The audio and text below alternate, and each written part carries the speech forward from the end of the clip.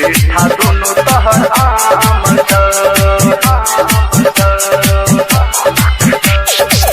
तोरा दुकान में है गे छौरी मीठा दोनों तहर आम सुन गे छौरी बाजार बहाली सुन गे छौरी बाजार बहाली सुन गे छौरी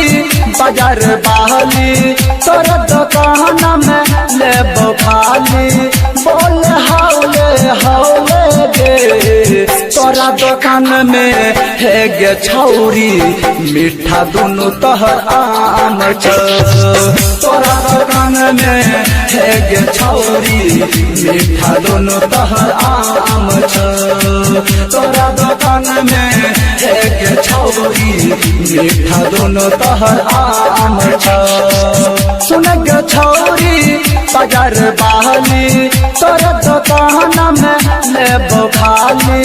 बोल हौले हौले गे तोरा दुकान में है गे छौरी मीठा दोनों तहर आम तोरा दुकान में है गे छौरी मीठा दोनों तहर आम तोरा दुकान में है गे छौरी मीठा दोनों तहर आम मीठा दोनों तहर आम मीठा दोनों तहर आम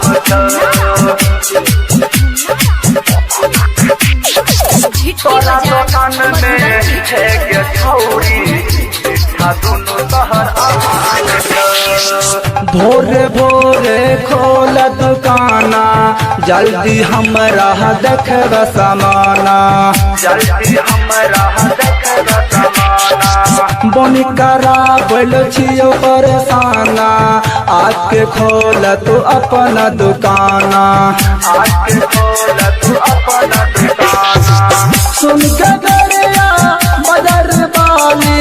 तोर दुकान में लेबो खाली बोल हौले हौले गे तोरा दुकान में है गे छौरी मीठा दोनों तहर आम तोरा दुकान में है गे छौरी मीठा दोनों तहर आम तोरा दुकान में है गे छौरी मीठा दोनों तहर आम मीठा दोनों तहर आम मीठा दोनों तहर आम